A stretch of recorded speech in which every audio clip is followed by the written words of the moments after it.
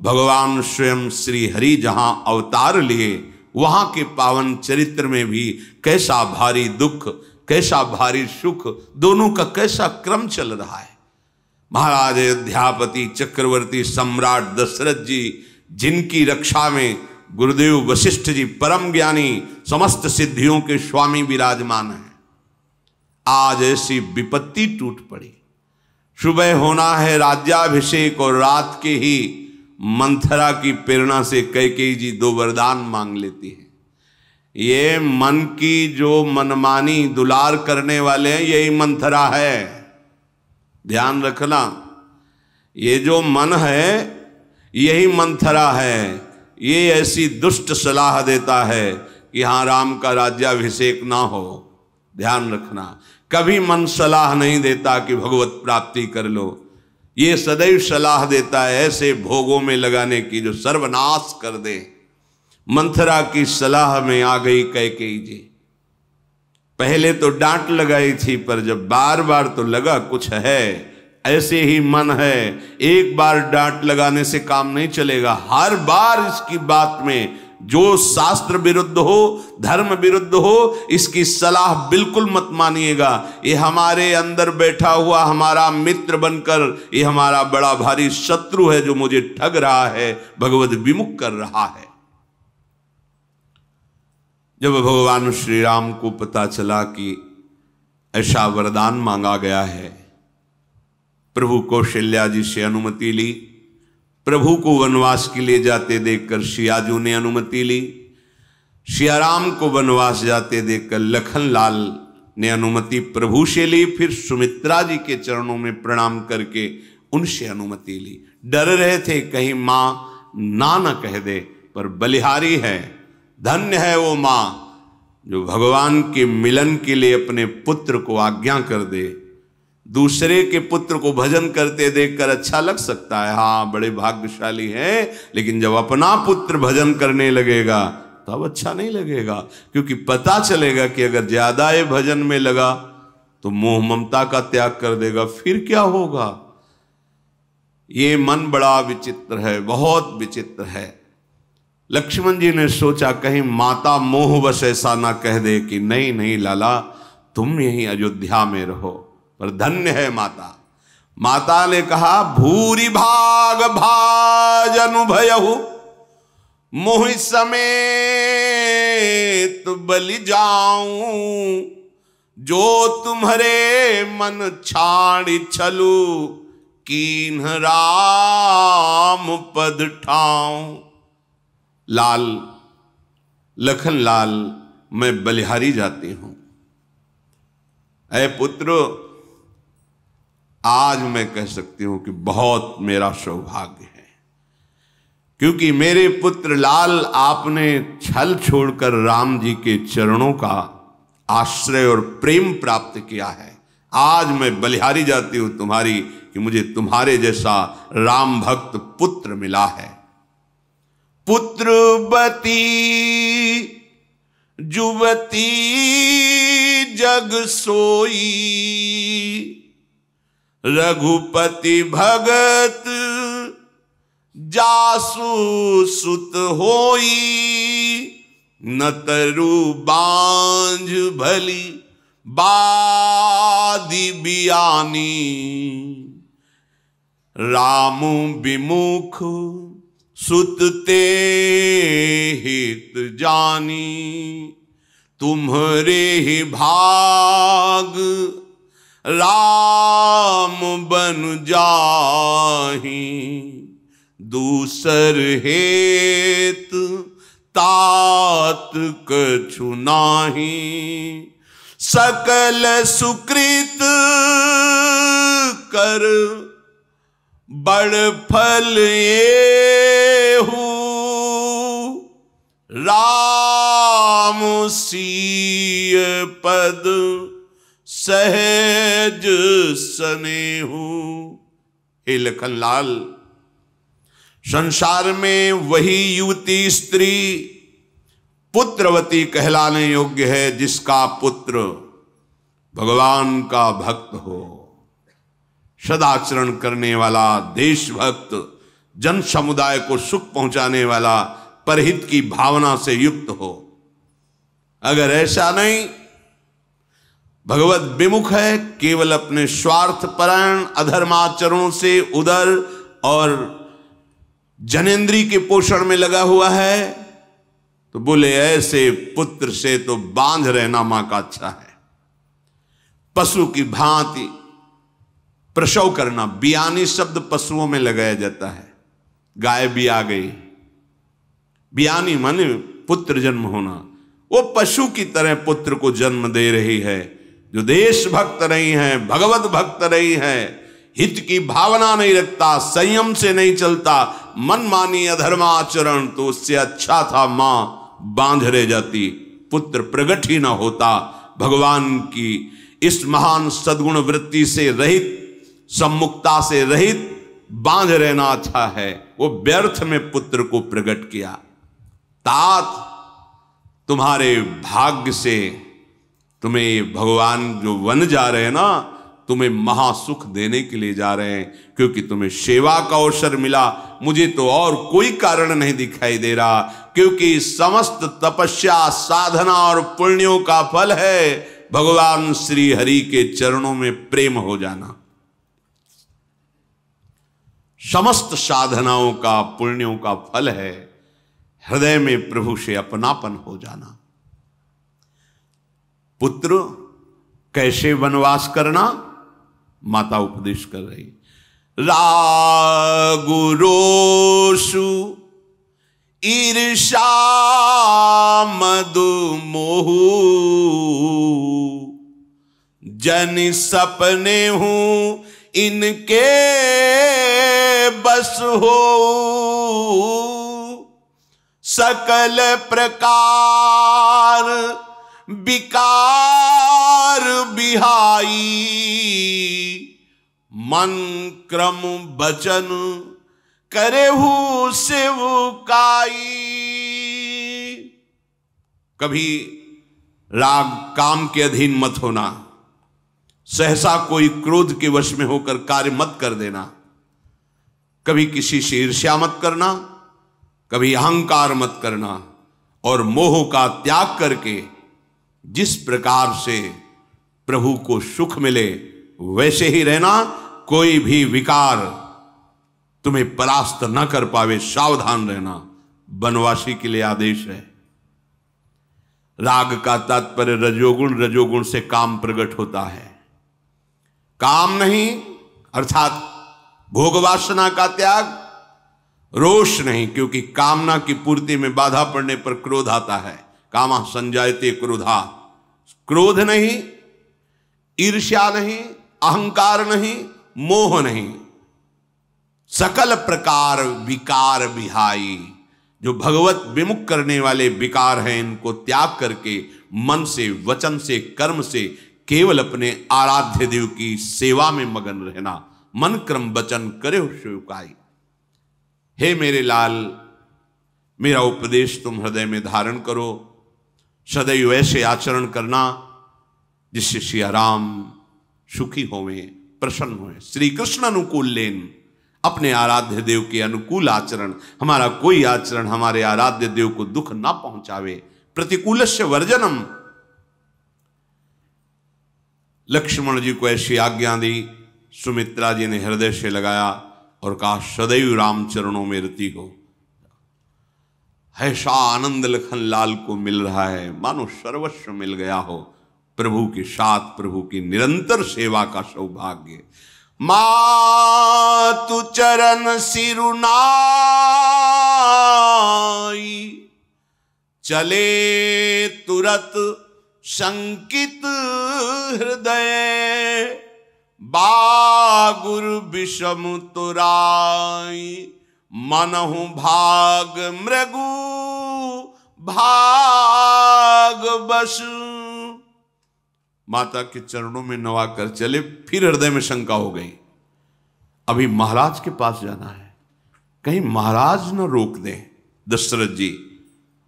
बस हृदय में आनंद उठता है और फिर शंका आ जाती है, एक बार महाराज से भी अनुमति मिल जाए, कहीं महाराज ऐसा विघ्न न डाल दें कि हमने तुमको तो वनवास नहीं दिया, लखनलाल तुम मेरे पास रहो। ऐसा विचार, कभी आनंद उठता है प्रभु के साथ रहने का, कभी महाराज रोक न दे, ऐसी सशंकित वृत्ति हो जाती है। वहां पहुंचे जहां सियाराम जी इंतजार कर रहे हैं। लखनलाल जी ने प्रणाम कर कहा, मां ने आनंद सहित आज्ञा प्रदान कर दी है। प्रभु सियाराम लखन तीनों जा रहे हैं कैकेयी के भवन में।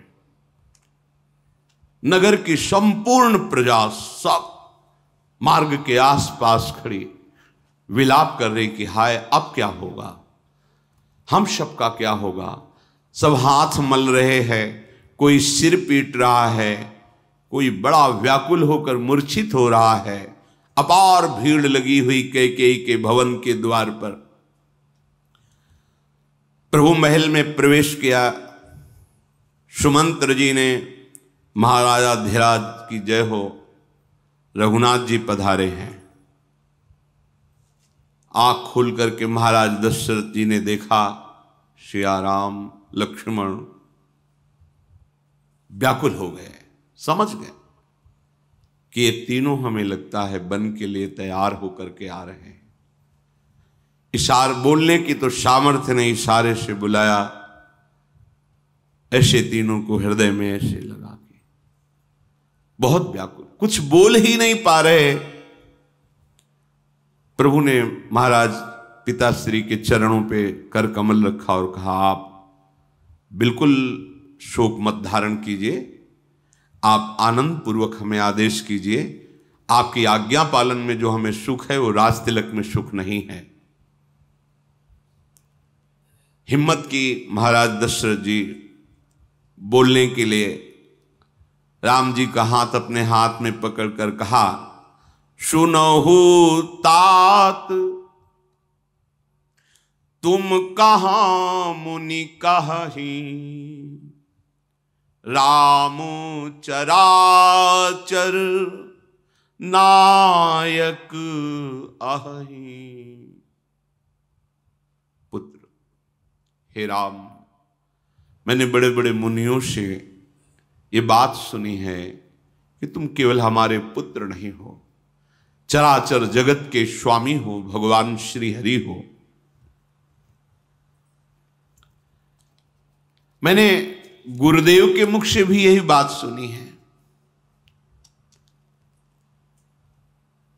बड़े सिद्धांत सुने हैं। हे राम, यह आज उल्टा कैसे हो रहा है? मैंने तो ऐसा सिद्धांत महापुरुषों के मुख से सुना है कि जो जैसा कर्म करता है उसको वैसा भोगना होता है, लेकिन मुझे अब यहां सब उल्टा दिखाई दे रहा है। करे जो कर्म पाओ फल सोई, निगम नीति यस कहा सब कोई। पर हे राम, आपने ऐसा कौन सा कर्म किया? पाप तो मेरा हुआ होगा, भोग आपको मिल रहा है।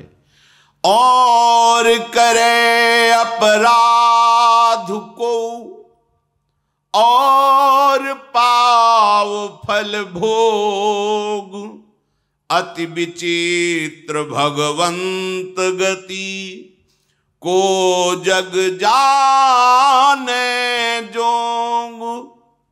हे राम, अपराध कोई और करे, उसका दंड कोई और भोगे, ये श्री हरि की विचित्र लीला है। कैसे में तुम्हारा क्या अपराध जो तुम्हें नंगे पैर 14 वर्ष वन का कष्ट भोगना पड़ेगा?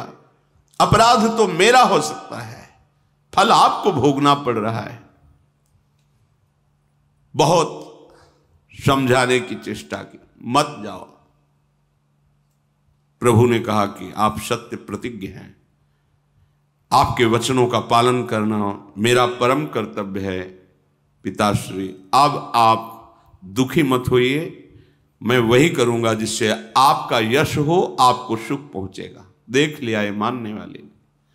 सीता जी का कर कमल पर कर बैठा रहा, दुलार करते हुए कहा, बेटा अगर तुम यहां रुक जाती तो मेरे प्राण बच जाएंगे। तुम्हें देखकर विरहाग्नि कुछ शांत होती रहेगी। कौशल्या का बार बार आपका दर्शन करके जीवन सुरक्षित रहेगा, तुम रुक जाओ। बड़ा भयानक वन है, बड़े दुख होते हैं उसमें। वशिष्ठ जी की पत्नी अरुंधति जी, सुमंत्र जी के और भी बड़े बड़े वृद्ध माताएं जो ज्ञान संपन्न हैं, आकर सीता जी को कहती हैं, तुमको तो वनवास की आज्ञा नहीं मिली है ना, तुम्हारा परम कर्तव्य है अपने महाराज की सेवा करना। दशरथ जी तुम्हारे ससुर हैं, कौशल्या जी तुम्हारी सास हैं, ऐसी विपत्ति में तुम भी साथ नहीं दोगी तो इनकी दशा क्या होगी। सीता जी विचार करती है, यदि इन बड़े जनों को उत्तर नहीं देंगी तो ठीक नहीं रहेगा, इस समय उत्तर देना चाहिए। उन्होंने कहा कि आप जो भी वर्णन कर रही हैं ये सब धर्म है। क्या कभी ऐसा सुना है कि शरीर से छाया को अलग किया जा सकता है? क्या कभी ऐसे सुना है कि जीव अंतर्ध्यान हो जाए और शरीर चैतन्य रहे? यदि ऐसा नहीं तो फिर राम के बिना सिया नहीं रह सकती। राम की छाया सिया है, राम अगर जीव तो सिया देह है। मैं बिलग नहीं रह सकती। मुझे क्षमा किया जाए, उत्तर नहीं देना चाहिए, पर मैं प्रभु के बिना प्राण नहीं रख सकती। कैकेयी जी को बहुत क्रोध आया, तमतमा करके उठी और मुनियों के मृगचर्म, मेखला और कमंडल रख दिया कि इनको पहनो, यहां ज्यादा बात करने की आवश्यकता नहीं। कैसा स्वरूप कैकेयी का भगवान ने प्रकट कर दिया, थोड़ी भी करुणा नहीं, कोई दया का लेस नहीं। इनको पहनो और तत्काल वन के लिए गमन करो। महाराज दशरथ आंख खोलकर कैकेयी की तरफ देख रहे हैं, बस अब तो प्राण निकलना ही चाहेंगे। कैसे मैं रह सकता हूं, इसको रोकना चाहिए। तो और आकर मुनियों के वस्त्र दे दिए, और प्रभु तो ऐसे मुस्कुरा रहे जैसे राज तिलक हो रहा हो। तत्काल वस्त्र परिवर्तन किए, मुनिवेश में भगवान श्री राम, लखन और सियाजी। महाराज मुनिवेश में देखते ही फिर मूर्छित हो गए। किसी को महल में कुछ सूझ नहीं रहा, कोई उपाय नहीं सूझ रहा। प्रभु ने दशरथ जी के चरणों में झुककर प्रणाम किया, माता कैकेयी के चरणों में मस्तक रख बलिहारी। कहीं भी ईर्ष्या, द्वेष, रोष, क्रोध कहीं भी नहीं प्रभु के हृदय में। इन्हीं का जब अवतरण होता है भक्त के हृदय में, तब ये स्वभाव आता है। ये भगवत स्वभाव है, ये प्राकृतिक गुण नहीं है। ये चिदानंद प्रभु का चिंतन करते करते ब्रह्मविद ब्रह्मयु भवति, वो भगवत स्वरूप हो जाता है, तब ये महिमा उसके हृदय में जागृत होती है। प्रभु सीधे कैकेयी जी के महल से निकले, गुरु वशिष्ठ जी के पास गए। बड़ी मर्यादा, एक एक चरित्र में मर्यादा, पुरुषोत्तम भगवान श्री राम की मर्यादा। सीधे वशिष्ठ जी के दरवाजे पर गए, वहां देखा वशिष्ठ जी अश्रु प्रवाह करते हुए बैठे। परम ज्ञानी, ज्ञानियों में शिरोमणि, यह है प्रेम का प्रभाव कि जिसके कारण मैंने इस कुल का आचार्य पद स्वीकार किया था, वो सुख आज छूट जाएगा। किसके कारण? कि इस कुल में भगवान का अवतार होगा और रोज मुझे उनके दर्शन मिलेंगे। 14 वर्ष के लिए भगवान का अदर्शन, इसलिए वशिष्ठ जैसे परम ज्ञानी अश्रु प्रवाह कर रहे हैं। हे गुरुदेव, इस सारी प्रजा आपके चरणों में समर्पित है। महाराज इस समय बहुत दुखी हैं, आपके ऊपर पूरी अयोध्या का भार, आप इसे कोई भी प्रजा दुख न पावे। हे गुरुदेव, आप ऐसा विधान बनाते रहना। समस्त जो ब्राह्मण जन हैं, भिक्षुक जन हैं, इनको आप खजाने से, अवध नरेश का खजाना भरा हो, सदैव इनको देते रहना। कोई भूखा ना रहे, कोई कष्ट ना पावे। महल के समस्त दास दासियों को बुलाकर कहा, गुरुदेव ये आपके चरणों में, इनको कभी कोई दुख ना हो, क्योंकि आप ही इनकी रक्षा करेंगे। हाथ जोड़कर बोले, हे गुरुदेव, आप पिताश्री माताश्री को ऐसे उपदेश देते रहना जिससे उनके प्राणों की रक्षा होती रहे, विरहाग्नि कहीं उनके प्राणों को शरीर से वियोग न कर दे। और समस्त नगरवासियों से हाथ जोड़कर कहा, हम आप सबसे प्रार्थना करते हैं, जो गुरुदेव आज्ञा करें उसी के अनुसार चलना। ऐसा प्रयास करना कि महाराज और हमारी मां एक कभी विरह में इतना व्यथित ना हो जाए कि उनके प्राण निकल जाएं। आप लोग इतिहास पुराणों की कथा कहकर समझाते रहना। गुरुदेव के चरणों में साष्टांग प्रणाम किया। राम लखन जी ने, सिया जी ने प्रणाम किया। फिर भगवान महादेव जी का स्मरण करके, महादेव जी का स्मरण करके, भगवान श्री राम अवधपुरी को प्रणाम करके, भगवान का ये जन्म स्थान जगत मंगल करने वाला है अयोध्या, अयोध्यापुरी को भगवान ने प्रणाम किया। जे ही अयोध्या से बाहर निकलने के हुए पूरा नगर साथ है, बस वो गोद के बच्चे और जो चल नहीं पाते वो वयोवृद्ध, उनको छोड़कर हाहाकार मच गया। जिधर देखो हा राम, हा लक्ष्मण, हा सिया, हम कैसे जिएंगे। सब भाग पड़े प्रभु के पीछे। थोड़ी देर में मूर्छा दूर हुई।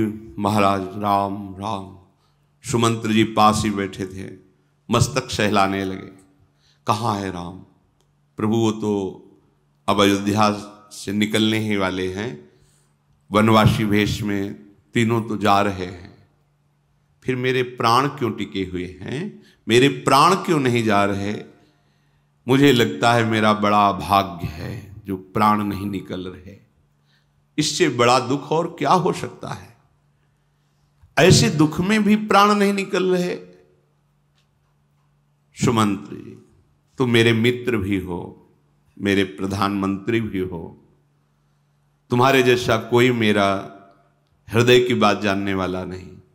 देखो, तुम मेरा रथ लेकर जाओ और दोनों कुमारों को और जानकी जी को रथ में बैठालना, 2-4 दिन वन घुमाना, फिर ले आना।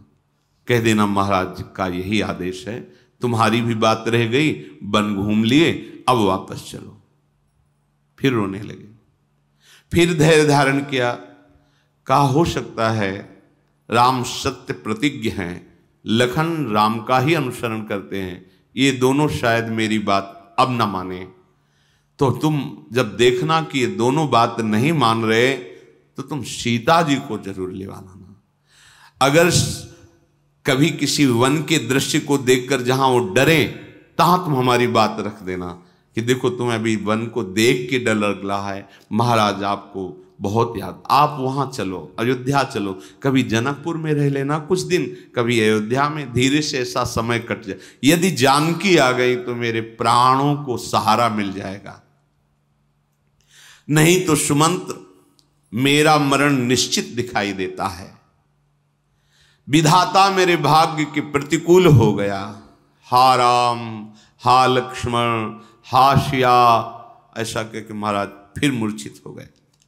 देखा सुमंत्र जी ने कि महाराज मूर्छित हो गए, सिर नवाकर जल्दी से चक्रवर्ती सम्राट महाराज दशरथ का रथ जुतवाया और आप स्वयं संचालन कर रहे हैं। नगर के बाहर पहुंचे, अपार भीड़ अयोध्या वासियों की।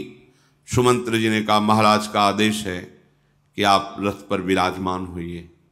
पिता का आदेश मानकर प्रभु श्री राम लक्ष्मण सिया जी रथ पे, और संपूर्ण प्रजा रथ के पीछे पीछे भाग रही। कैसा अद्भुत प्रेम! उस समय की दशा में जरा चित्त जोड़ के देखो कैसा। थोड़े दिन कैसा था, अपने 4 पुत्र और 4 बधुओं को महल में देखकर महाराज आनंद से झूम रहे। आज कैसा समय, अपने लोग छोटी छोटी विपत्तियों में भगवान को उल्हाना देने लगते हैं। ये संसार है, इसमें जब जन्म होता है तो 2 ही कर्म से होता है, शुभ और अशुभ दोनों मिला के, तो दुख और सुख जरूर आएंगे। धैर्यवान बनो, जहां भगवान अवतरित हुए वहां ये लीला, इसीलिए लीलाएं सुनाई जाती हैं कि आप उनसे शिक्षा लें, आप धैर्यवान बने। प्रभु कृपा के समुद्र हैं। जे ही रथ पर बैठकर चले तो जितने भी अयोध्या के पशु पक्षी थे सब चीख रहे हैं, उड़ रहे भगवान की तरफ। घोड़े, हाथी, हिरन, पशु, पपीहे, मोर, कोयल, चकवे, तोता, मैना, सारस, हंस, चकोर सब व्याकुल भगवान की तरफ दौड़ रहे। अद्भुत दृश्य। अयोध्या के नर नारी तो हा राम करके दौड़ ही रहे, पशु पक्षी भी। बीच बीच में महाराज श्री राम रथ से उतरते हैं। अयोध्यावासी, अब आप चले जाइए, अब आप चले जाइए, पिताजी को संभालिए जा करके, आप आराम से। 14 वर्ष ऐसे ही व्यतीत हो जाएंगे। हम आ रहे, थोड़ा वो लौटते हैं, फिर रथ में बैठते हैं, फिर वो आराम करके पीछे। ऐसा कई बार हुआ। प्रभु की विरहाग्नि में इतना हृदय जलने लगता है कि किसी की भी लौटने की इच्छा नहीं है। सबने विचार कर लिया कि अब हमारे प्राण श्री राम लक्ष्मण सिया के साथ ही हैं। अब हम एक क्षण भी अयोध्या में नहीं रह सकते, हम वहीं रहेंगे जहां श्री राम रहेंगे। हम सब वनवास 14 वर्ष इनके साथ काटेंगे, जहां ऐसे सुंदर सुखमय महल सब तैयार हैं। प्रभु के साथ वनवास कोई कष्ट थोड़ी होता है। जिनको तुम कष्ट समझ रहे हो अभी प्रभु से अपनापन नहीं, कि इसलिए लगता है काम हृदय जला रहा है, ऐसा मोह, ऐसा नहीं। सब सुख है। अयोध्या में कोई घर ऐसा नहीं बना हुआ है जो देवराज इंद्र की अमरावती पुरी को भी मात न कर दे। चक्रवर्ती सम्राट राजा धीराज महाराज दशरथ जी, और जहां भगवान अवतरित हो रहे हैं, रिद्धियां सिद्धियां खेलियां कर रहे हैं, वो अयोध्या सबको काटने वाली लग रही, जलाने वाली लग रही। मेरे राम जब वन को जा रहे हैं तुम नहीं रहेंगे। प्रभु के मिलन के लिए चलने वाला उपासक भोगों की तरफ आकर्षित हो, कम समझ में आया। अभी प्रभु की चाह पैदा नहीं हुई। प्रभु के बिना जिया कैसे जा रहा है, कैसे कुछ अच्छा लग रहा है। अरे प्रभु की लगन लग जाए तो ब्रह्मादिक के भोग सब विषम लागत ताहि, नारायण ब्रज चंद की लगन लगी है जाए। बालक वृद्ध बिहाई गृह लगे लोग सब साथ, तमसा तीर निवास किय प्रथम दिवस रघुनाथ। जो चल नहीं पा रहे थे और जो गोद के बालक थे वही घरों में थे, बकाया सब अयोध्या के वासी प्रभु के साथ। रथ तमसा नदी के तीर पहुंचा। प्रभु ने पहला विश्राम, पहली रात का विश्राम तमसा तीर पे किया। प्रभु को बड़ा दुख हो रहा है कि हमारे अयोध्यावासी साथ, इनको कहां से भोजन, कैसी व्यवस्था। पूरी अयोध्या शून्य हो गई। बार बार समझा रहे हैं, ये लोग वापस नहीं जा रहे। प्रभु ने सबको कहा कि देखो हमारे हृदय की बात सुन, आप अयोध्या जाओगे मुझे सुख मिलेगा। रघुनाथ जी बार बार समझा रहे हैं पर समझ में ये बात किसी की नहीं आ रही। भगवान भी समझाएं तो भगवान से बिलग होने की बात भगवत प्रेमियों को समझ में नहीं आती। समझाते रहे गोपीजनों को, जाओ देख लिया वृंदावन की शोभा। तो उन्होंने कहा अगर ऐसा आप करते हैं तो अभी हमारे प्राण निकल जाएंगे। यही कहा था, आप देखना चाहते हो? अगर आपने दोबारा ऐसे शब्द बोले तो देख लेना हमारा शरीर प्राण रहित हो जाएगा। प्रेम एक अमोघ वस्तु, ये दूसरे कैसे समझ सकते हैं जो विषयों से प्रेम किए, वो क्या जाने भगवत चरणारविंद का प्रेम कैसा तीव्र होता है।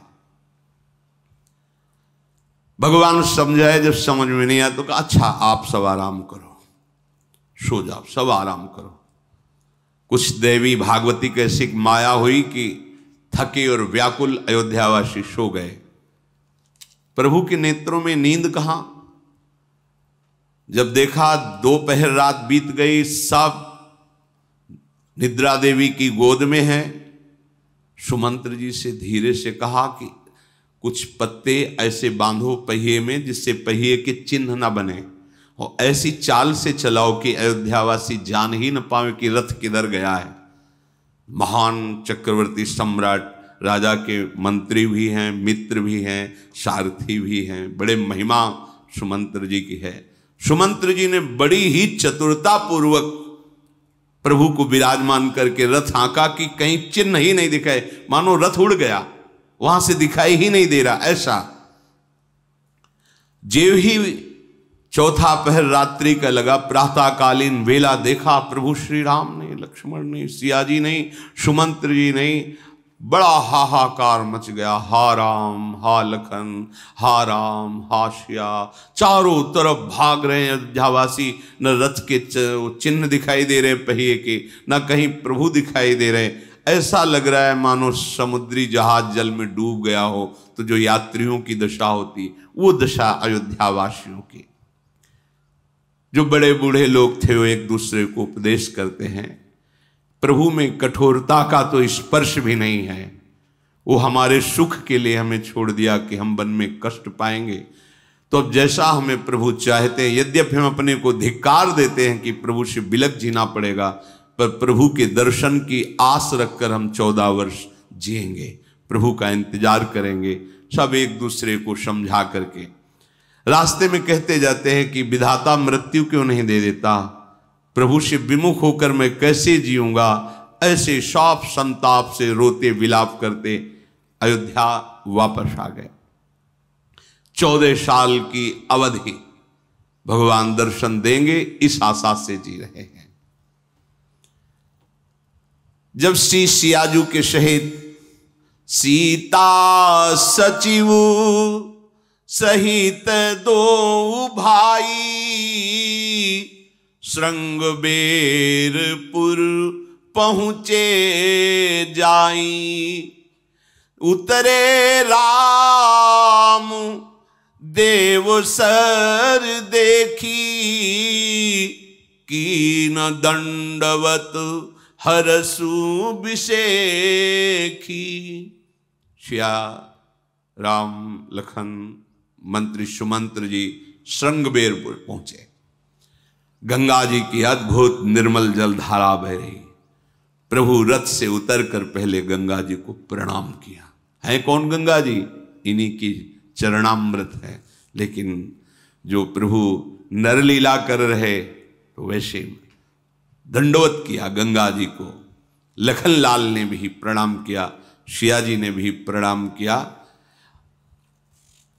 भगवान गंगा की तरफ देख कर कह रहे, गंग सकल मुद मंगल मूला, सब सुख करनी हरनी सब शूला। कही कही कोटिक कथा प्रसंगा,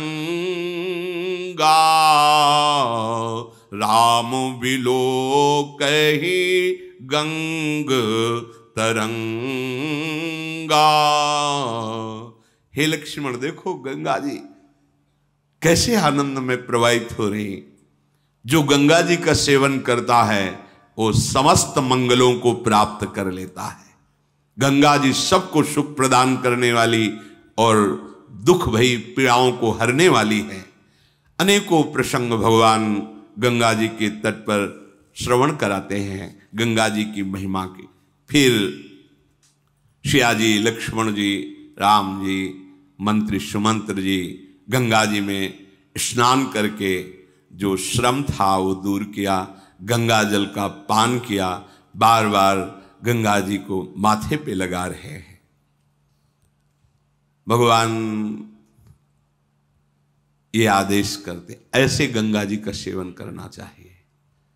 पहले दंडवत आचमन मस्तक पर, फिर वहां जैसे गंगा यमुना का सेवन साबुन लगा के मल के, ये ऐसे बस गोता लगाओ 1 2 11 21 जितने खड़े होकर नाम जप करो, बाहर निकल जाओ।